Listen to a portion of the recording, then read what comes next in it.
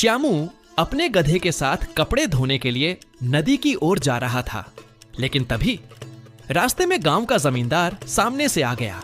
अरे धोबी रामू, तूने 2 महीने से नदी का किराया नहीं दिया है। अगर इस हफ्ते तूने नहीं दिया तो अगले महीने से मैं तुम्हें यहाँ पे घुसने नहीं दूंगा, सोच लियो। अरे मालिक, इस साल आमदनी नहीं बची, जिसके कारण मैं आपका किस्त नहीं चुका पाया। पर हाँ, अगले हफ्ते जैसे ही पैसा हाथ लगे आपके पास ला के रख दूंगा। श्यामू की बात सुनकर जमींदार ने गुस्से से उसकी ओर देखा। आंखों में तैश था, मानो कुछ कहकर निकल जाएगा, मगर वो कुछ नहीं बोला। उल्टे पांव मुड़ा और बिना एक शब्द कहे वहां से चला गया। श्यामू ने राहत की एक सांस ली ही थी कि तभी उसका गधा बोला, अरे उस्ताद, वो कहावत भूल गए क्या? Easier said than done. कहना आसान है लेकिन करना मुश्किल है। कहाँ से लाओगे अगले हफ्ते तक पैसे? अबे गधे, चल शांत रहा। किसी ने अगर सुन लिया कि तू बोल सकता है तो यहाँ बवाल उठ जाएगा। लेकिन ये गधा कोई आम गधा नहीं था। ये एक अद्भुत गधा था जो इंसानों की तरह बोल सकता था। पर इस राज को सिर्फ 2 ही लोग जानते थे, एक श्यामू खुद और दूसरा वो गधा। रामू जब तालाब की ओर बढ़ रहा था, उसके मन में कई ख्याल उमड़ रहे थे। वह सोच रहा था कि आज जल्दी से सारे कपड़े धोकर अपने ग्राहकों को समय पर लौटा देगा, ताकि जो भी पैसे मिलें उससे जमींदार की उधारी चुकाई जा सके। अरे बेटा मोती, तू यहीं पे रुकना। मैंने सुना है पानी के अंदर मगरमच्छ रहता है। अगर कहीं तुझे कुछ हो गया तो मैं तो जीते जी मर जाऊंगा। तू यहीं मेरा इंतजार करो, मैं अभी आता हूँ कपड़े धोकर। मौसम सुहाना था और रामू भी हल्की मस्ती के मूड में था। वह तालाब के किनारे बैठकर कपड़े धो रहा था, जैसे हर एक छींटे के साथ अपनी चिंताओं को भी बहा देना चाहता हो। पानी के हर छपाक में उसकी मेहनत और उम्मीद दोनों झलक रही थीं। अरे लगता है आज साबुन भी खपा है, झाग बन ही नहीं रही। अरे रामू, हार मत मान, एक एक कपड़ा धो डाल, फिर तेरी उधारी भी चुक जाएगी और 2 वक्त की रोटी भी मिल जाएगी। इतना कहकर रामू फिर से कपड़े धोने में लग गया, लेकिन तभी उसकी नजर पानी के अंदर किसी अजीब हलचल पर पड़ी। ध्यान से देखने पर उसने देखा एक बड़ा सा मगरमच्छ धीरे धीरे उसकी ओर बढ़ रहा था। वह मगरमच्छ बेहद भूखा लग रहा था। रामू का चेहरा डर से पीला पड़ गया और कांपती आवाज में वो बोला, अरे बाप रे बाप, ये जमींदार क्या कम था कि अब ये मगरमच्छ आ गया मुझे खाने के लिए। अब तो जान बचा के भागना होगा। भाग रामू। रामू भागने ही वाला था कि तभी मगरमच्छ ने एक जोरदार छलांग मारी और पलक झपकते ही रामू को पानी के अंदर झपट लिया। मोती ने जैसे ही देखा कि मगरमच्छ रामू पर झपट रहा है, वो जोर से रेंगता हुआ उसकी ओर दौड़ा, शायद उसे बचा ले। पर जब तक वो पहुंचता बहुत देर हो चुकी थी। सब कुछ इतना अचानक हुआ कि ना कोई चीख निकल पाई, ना ही मदद की कोई उम्मीद बची। बस पानी में कुछ हलचलें थीं और फिर गहरा सन्नाटा। सच में काम खत्म करने के बाद 2 मिनट की चैन मिलती है, जो ऐसा लगता है जैसे वो कितनी कीमती हो। अरे ओ रामू, किधर है रामू? मैंने रामू को कपड़े दिए थे, अभी तक उसने वापस नहीं किया है। क्या वो रामू घर पे है? अरे साहब, रामू तो घर नहीं है। वो तो तालाब कपड़े धोने के लिए गए हैं, बस आते ही होंगे। खैर, रामू आए तो बोल देना सुभाष कपड़े लेने को आया था। दरअसल वो मेरे कपड़े बहुत महंगे हैं। इतना कहकर सुभाष वापस जाने ही वाला था कि तभी उधर से मोती की आवाज गूंजी, लो जी साहब, ताहे रामू वापस आ गए हैं। अब आप खुद ही जाकर पूछ लीजिए। इतना कहकर दोनों बाहर की ओर निकल गए। अरे मोती, तू अकेला ही आया है, रामू जी नहीं आए क्या? मोती को समझ में ही नहीं आ रहा था कि वो कैसे बताए, पर वह एक पल रुका और फिर बोला, अरे मालकिन, उस्ताद को कपड़े धोते वक्त मगरमच्छ ने समुंदर में टान लिया। मोती को इंसानों की तरह बात करते देख श्वेता और सुभाष दोनों चौंक गए, पर उसकी बातें सुनकर वे हिलकर रह गए। अरे ये तो क्या बोल रहा है मोती? सुबह तुम्हारे साथ ही तो रामू जी निकले थे और अब तू ऐसी बातें कर रहा है। ये सब इतना जल्दी हो गया कि मैं बस देखता रह गया और कुछ भी नहीं कर पाया। हे भगवान! वह रोती हुई तालाब की ओर भागी। अरे यार, मैंने गलती कर दिया। मुझे कल ही कपड़े वापस ले लेने चाहिए थे। तो ये रामू चला गया, पता नहीं मेरे कपड़े मिलेंगे या नहीं। वह रोते हुए तालाब जा रही थी कि शायद कोई चमत्कार हो जाए, लेकिन उसे वहां निराशा मिली और वहां पर बैठ के रोने लगी। हे मालिक, हमने किसी का क्या बिगाड़ा था? किस्मत से लड़े थे, किसी के हक से नहीं। आपने तो हमारा पूरा परिवार उजाड़ कर रख दिया। मोती सामने खड़ा होकर सब चीज देख रहा था और समझ रहा था, परंतु कुछ कर नहीं सकता था। हे भगवान, ये कैसी परीक्षा ले रहे हो मेरी? जिंदा तो हूँ, पर जिनके लिए जिया उनके लिए तो कुछ कर ही नहीं पाया। उस्ताद को भी मैं नहीं बचा सका। मोती अंदर ही अंदर बहुत दुखी था, पर वह दूसरी ओर यह भी मान चुका था कि होनी को कोई टाल नहीं सकता। रामू के जाने के बाद श्वेता बिल्कुल अकेली पड़ गई थी। न कोई सहारा, न कोई अपना, बस एक मोती ही था जो हर वक्त उसके साथ था। अरे ओ रामू की घरवाली, 2 महीने से किराया बकाया है, समझ में नहीं आता क्या? कब से चुपचाप देखा जा रहा हूँ। अगर इस बार भी पैसे नहीं मिले तो अगली बार से सामान बाहर फिकवा दूंगा घर का। मालिक, अभी तो थोड़ा हाथ तंग चल रहा है और आप तो जानते ही हैं हमारा साया भी हमसे छिन गया है। बस थोड़ा वक्त और दे दीजिए, मैं मेहनत मजदूरी करके या कहीं से भी जुगाड़ करके आपका किराया चुका दूंगी। देखो बहू, मेरी भी अपनी मजबूरी है, लेकिन तुमने जो बात कही है वो समझने लायक है। मैं तुम्हें 1 हफ्ते का मोहलत देता हूँ, मगर याद रखना अगली बार मैं खाली हाथ नहीं लौटूंगा।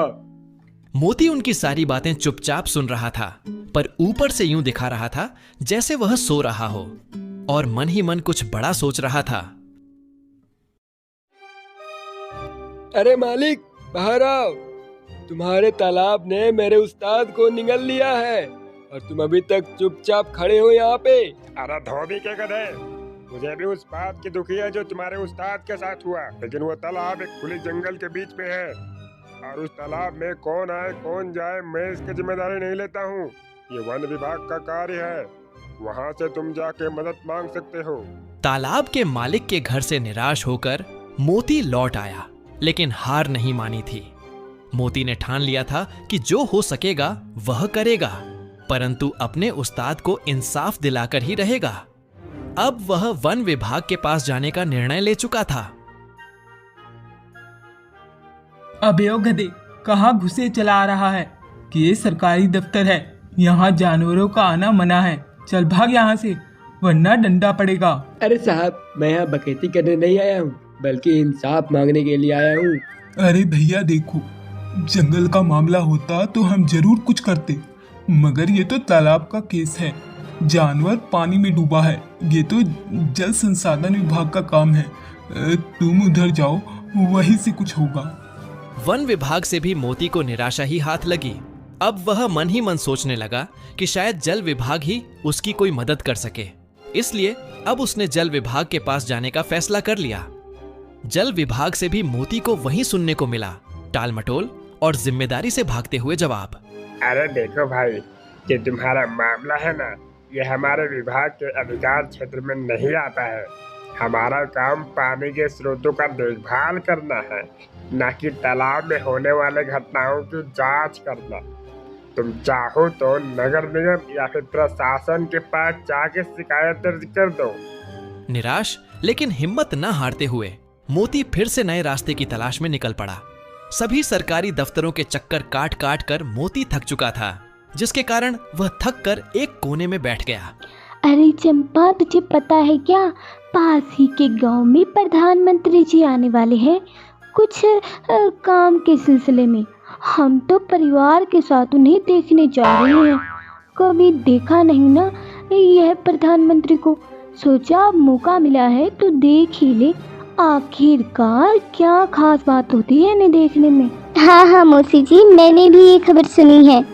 कल ही सुबह तो प्रचार वाले चीख चीख कर चिल्ला रहे थे, आखिर वोट के जो दिन आ गए हैं ना। बगल में बैठे मोती सारी बातें सुन रहा था और वह खुश हो गया।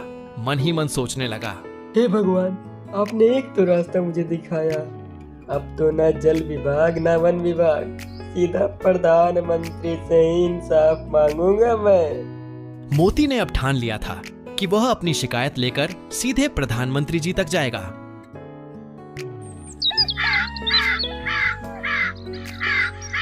सुबह होते ही मोती पूरी उम्मीद और जोश के साथ प्रधानमंत्री से मिलने के लिए निकल पड़ा। उसे पूरा भरोसा था कि इस बार उसे जरूर मदद मिलेगी।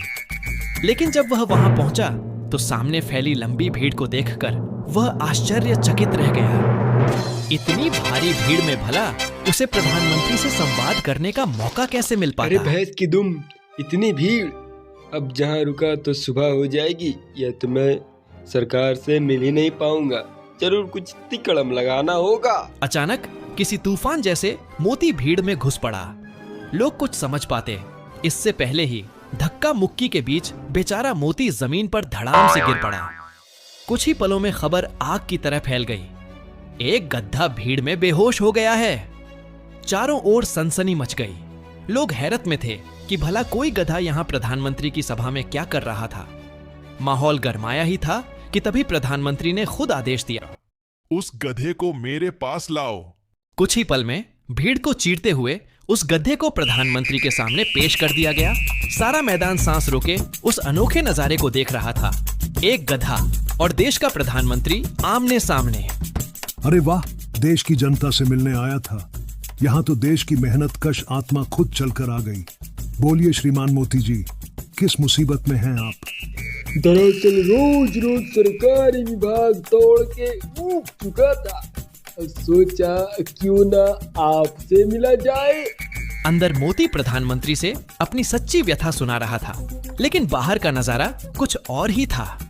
हवा में अफवाहों ने पंख लगा लिए थे। गांव शहर के हर नुक्कड़ पर लोग कानाफूसी कर रहे थे। अरे सुना तुमने, वो जो गधा है ना, अब प्रधानमंत्री के साथ मिलकर करोड़ों का धंधा करेगा। कुछ तो यह भी कहने लगे, बस अब देखना, कल तक मोती बाबू अपने बंगले में बैठा मिलेगा। यूं ही धीरे धीरे बात ऐसे फैलने लगी जैसे जंगल में आग। मोती बेखबर था, पर दुनिया उसे करोड़पति बना चुकी थी।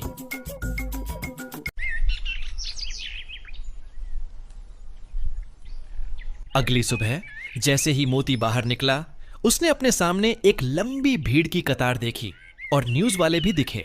मोती पूरे शहर में छा चुका था, यहाँ तक कि उसका नाम अब टीवी तक पहुंचने लगा था। अजी सुनते हो जी, क्यों ना अपनी बिटिया की शादी से मोती से कर दे। सुना है अभी हाल ही में प्रधानमंत्री जी से इसकी कुछ बातचीत हुई है और कुछ ही दिनों में तो ये करोड़पति बनने वाला है। हमारी बिटिया तो सीधी रानी बनकर राज करेगी, राज। अरे ठकुराए, तुमने एकदम 100% की सही बात कही है। वैसे भी दुनिया की एक कड़वी सच्चाई है, जब तुम्हारे पास पैसे होते हैं तो दुनिया तुम्हारी औकात देखती है, और जब तुम्हारे जेब खाली होते हैं तो दुनिया तुम्हें औकात दिखाती है। वैसे भी ये जब मोती करोड़पति बनने ही वाला है तो लोग हमारी औकात देखेंगे, ना कि शकल और सूरत। अब बात इतनी आगे बढ़ चुकी थी कि जमींदार बाबू अपने सपनों का महल सजाने लगे थे। अपनी बिटिया की शादी खुद उस गधे यानी मोती से करवाने का सपना देखने लगे। और फिर एक दिन पूरे ठाठ बाट के साथ रिश्ता लेकर खुद मोती के घर पहुंच गए। अरे ओ रामू की लुगाई, सोच रहा हूँ अपनी एक लौती बिटिया का हाथ तुम्हारे मोती के हाथ में दे दूं। वैसे भी अब तो वो करोड़पति बनने वाला है और इससे तुम्हारी भी गांव में इज्जत बढ़ेगी। ठाकुर की बात सुनकर श्वेता सोच में पड़ गई। गधा का ब्याह किसी कन्या से कैसे करवा सकते हैं? अरे ओ जी, अब देर किस बात की। गधा ना समझो मोती को, साक्षात कुबेर आ पहुंचा है हमारे द्वार पे। कहत है जवन घर में पैसा हो ओहे सब सलाम ठोकत है। हमारी बिटिया तो रानी बन जाई, सोने की चप्पल पहन के चलेगी। आज के जमाना में तो नाम और दाम वाला ही पुजायत है जी। अब बिटिया का भाग खुली गवा। श्वेता एक पल रुकती है और कहती है, ठाकुर साहब, आज मोती के लिए रिश्ता लाकर आपने हमारा सिर ऊंचा कर दिया। जिसे कल तक लोग गधा समझते थे, आज वही हमारा गौरव बन गया है। हम आपके इस सम्मान के सच्चे आभारी हैं। इतना कहकर जमींदार अपनी बिटिया का विवाह उस गधे मोती के साथ वहीं पर तय कर देता है और अगले ही दिन जमींदार की बेटी मोती से शादी करके उसके घर की बहू बन गई।